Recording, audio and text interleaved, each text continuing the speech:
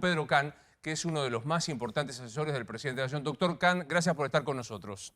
¿Qué tal, Luis? Buenas noches. Bien, vuelvo como siempre, cada vez que lo veo, a preguntarle por los datos para que no sea aritmética pura y podamos preguntarle qué significan. 121 muertos, más de 3.000 en total y 4.890, de los cuales la gran mayoría es el AMBA.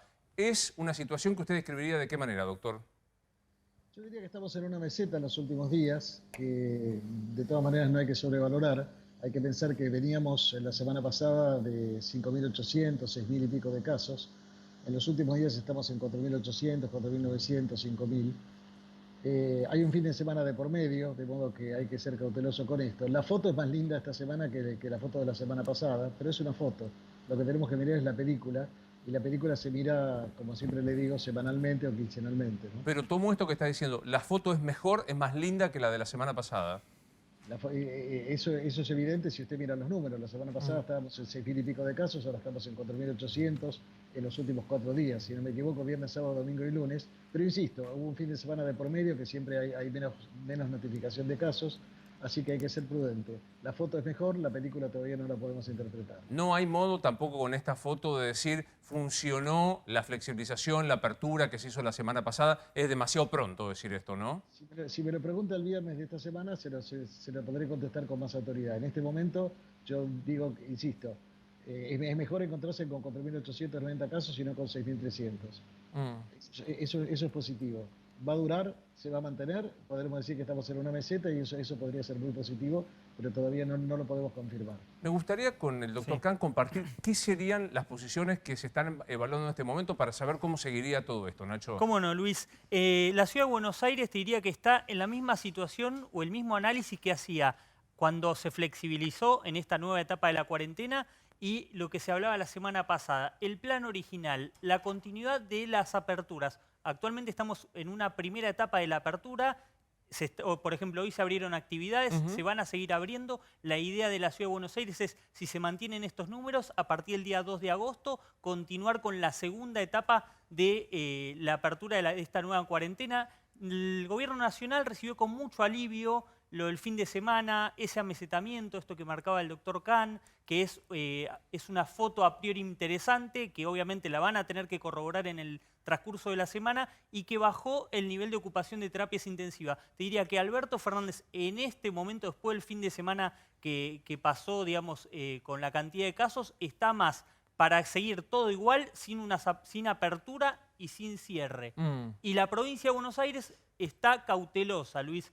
¿Qué quiere decir esto? Bueno, hoy algunas voces del Ministerio de Salud de la provincia hablaban de bajaron los casos, pero el riesgo de que colapse en agosto sigue latente. Te diría que están más para cerrar o estarían analizando eventualmente si es posible cerrar. ¿Y por qué digo si es posible? Porque también influye nuevamente el costado social, es que ¿no? Hubo dos récords hoy, de todas maneras. Uno es que hay más de 1.000 internados por primera vez en camas de terapia intensiva en todo el país, más de 1.000 por primera vez. Y lo segundo es que el nivel de víctimas fatales fue récord. 117 era la última vez, 121 víctimas fatales ahora, y está creciendo en el interior del país. Casi con 100 casos ya hay 3 o 4 provincias en una zona crítica. Esto es interesante para preguntárselo al doctor Khan. El tema sistema sanitario que aprendimos a mirar en las terapias intensivas, doctor, ¿es preocupante? Digamos, ¿es una foto? No sé, usted me dirá, ¿una película que preocupa? Mire, yo le diría que está estable. Estamos en 55, 54% de camas de terapia intensiva a nivel nacional y 64, 63% según los días en la zona del AMBA.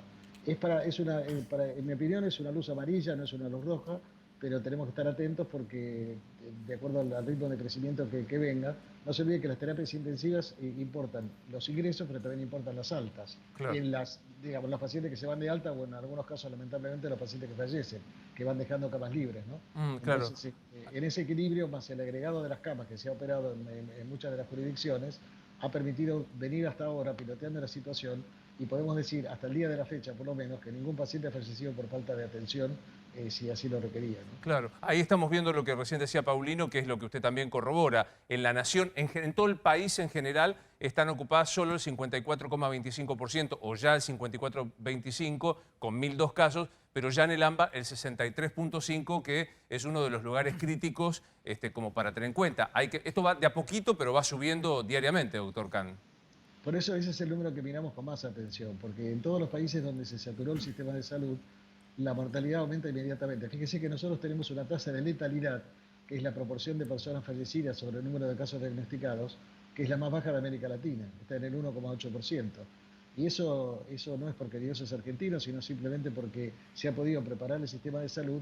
Y en parte también dentro de la preparación del sistema de salud, yo siempre insisto con este concepto, nuestros terapistas tratan hoy mejor a los pacientes de lo que los trataban en marzo. No porque en marzo los quisieran tratar mal, sino porque no teníamos el nivel de información que tenemos hoy. Hoy sabemos que drogas no sirven, que drogas sí parecen servir, hay mejor entrenamiento, en el uso de los equipos de protección personal.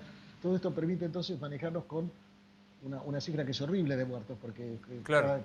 cada muerto cuenta, pero en todo caso, comparado con lo que está pasando en otros países, si entramos a hablar de muertos por millón de habitantes, nosotros estamos en 2 dígitos y la mayoría de los países está en 3 o 4 dígitos. Entonces eso realmente es una diferencia importante, ¿no? ¿Qué pasa, qué reacción social usted está viendo, doctor Khan, respecto de lo que fueron las flexibilizaciones? Algunos dicen, ya no se cumple la cuarentena, fin de semana hay mucha gente en la calle. ¿Cómo está viendo lo que es la tolerancia social y la necesidad de tener en cuenta las precauciones?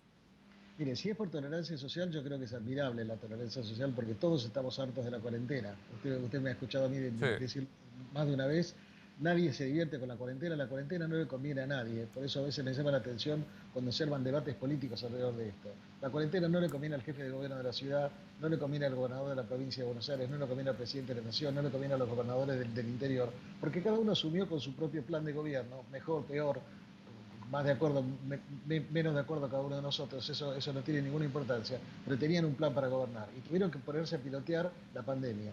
Y cada uno de nosotros como ciudadanos hemos tenido que cambiar completamente nuestro ritmo de vida, nuestras condiciones de trabajo, algunos en condiciones mucho más penosas que otros, porque algunos seguimos cobrando nuestra remuneración y mucha gente no la sigue cobrando.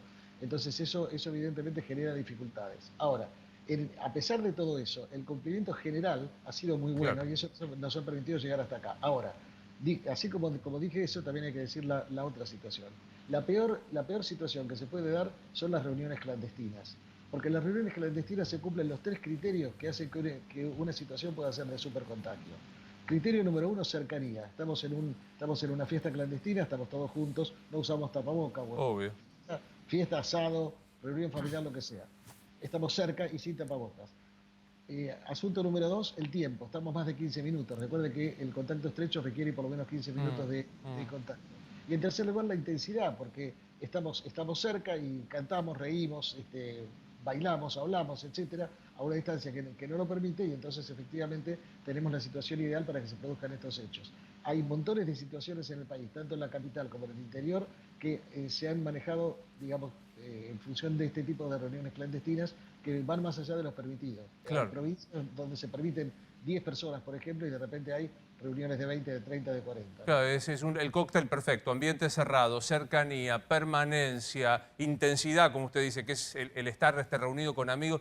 Y hay casos que me parece que son interesantes para reflejar lo que ha pasado. ¿Qué es General Roca, Javi? ¿Qué pasó en General Roca? Mirá, en General Roca trajimos ese lugar de la provincia de Río Negro, porque el diario Río Negro hizo una serie de notas vinculando la realidad con algunas cifras oficiales de la provincia, en donde muestran disparidades, en donde, por ejemplo, en el Hospital López Lima, el 90% de las unidades de terapia intensiva están ocupadas, pero para las cifras oficiales de la provincia apenas superaba el 60%.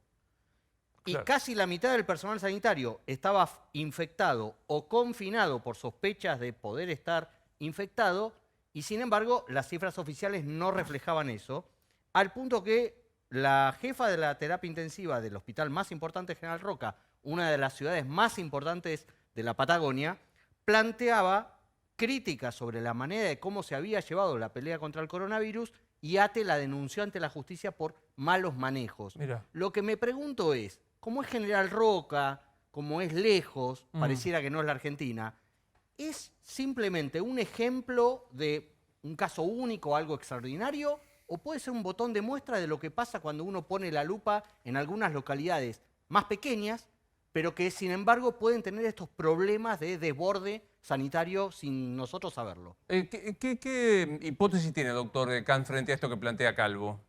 Bueno, sobre lo de General Roca no puedo opinar porque desconozco completamente el caso, de modo que me voy a abstener de opinar. Lo que yo creo que todos tenemos que entender es que el Ministerio de Salud de la Nación, cuando presenta estadísticas, es la suma de los reportes de las jurisdicciones. Y su reporte es tan bueno como los reportes que le llegan. Ahora, a su vez, las jurisdicciones provinciales reciben los reportes de los distintos municipios. Y los reportes de las provincias son tan buenos como los municipios envían. Si alguien envía mal un reporte, el resultado final va a ser un reporte imperfecto. Pero no veo la razón para que alguien haga eso, porque en realidad, digamos, no tiene conveniencia para nadie. Porque si usted dice, a mí me sobran camas, lo que le va a ocurrir es que otro distrito le va a decir, préstame una cama que tengo un paciente y no tengo lugar en el mío. Claro. Es decir, ya está sucediendo esto. El otro día escuchaba al director de un hospital municipal de acá de la Ciudad de Buenos Aires que decía, tengo la terapia intensiva llena, y algunos colegas suyos se escandalizaron. Se olvidaron que la Ciudad de Buenos Aires tiene 33 hospitales que funcionan en red. Si no hay lugar en el Santo Llari, habrá lugar en el Pirovano, en el Fernández o en el Argelicho o cualquier otro hospital. El sistema funciona así. Yo quiero recordar que muy al principio de la pandemia, al principio digamos, de los casos en la Argentina, el ministro Ginés González García dijo que había que articular el sector privado con el sector estatal. Se levantaron voces diciendo que era una especie de intento de expropiación. De ocupación del Estado por parte de los privados. Sí. En realidad lo que está pasando es que ahora el sector privado está más complicado en la Ciudad de Buenos Aires que el sector público.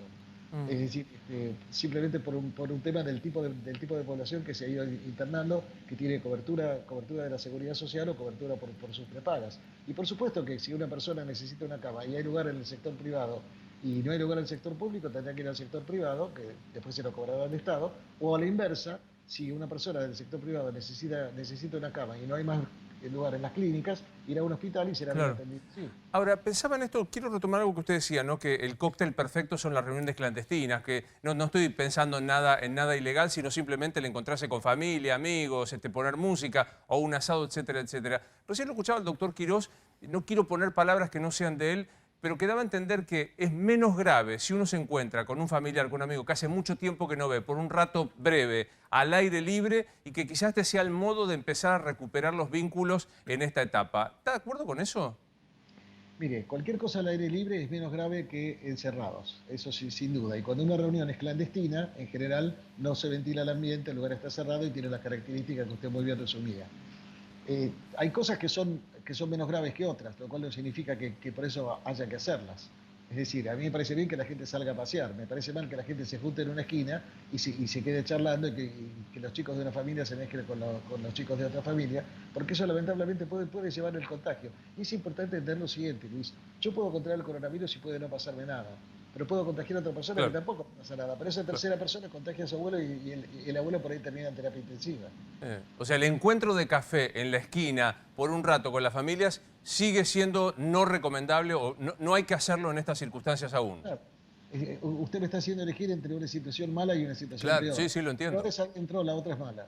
Sí, claro. Sí, Nacho. Sí, doctor, aprovecho para consultarle, como usted es uno de los principales referentes del Consejo de Expertos, sobre la situación de los adultos mayores, ¿no? Que están haciendo cuarentena hace casi 130 días y que en muchos casos no tienen la necesidad o el ímpetu que tienen los más jóvenes de salir, de querer mantener reuniones sociales, pero que sí tienen una carencia desde el punto de vista emocional de extrañar y también de esa situación de salir y afrontar la calle. A muchos les cuesta salir. ¿Qué les recomendaría usted a los adultos mayores en este momento para afrontar este tramo que falta de cuarentena, ¿no? Mire, ahí hay que encontrar un balance entre lo que uno debería recomendar teniendo en cuenta exclusivamente lo sanitario, que sería decirle no salga, que es muy fácil decirlo sentado en una silla, digamos, dirigir la vida de los demás, con la situación que usted describe muy bien, que de repente hay gente que puede estar muy fatigada de estar adentro y que, bueno, en ciertos horarios, por ejemplo, uno diría, en horarios en los que no son momentos de alta circulación de personas, como puede ser bien temprano en la mañana, que en general la gente de la tercera edad suele levantarse temprano, bueno, pueden salir a dar una vuelta sin tomar contacto con nadie, usando el tapabocas, evitando meterse en concentración de gente, si ve que hay una cola en algún lugar, bueno, no quedarse en ese lugar, etcétera. Pero la verdad que es la población que sufre más las consecuencias del coronavirus.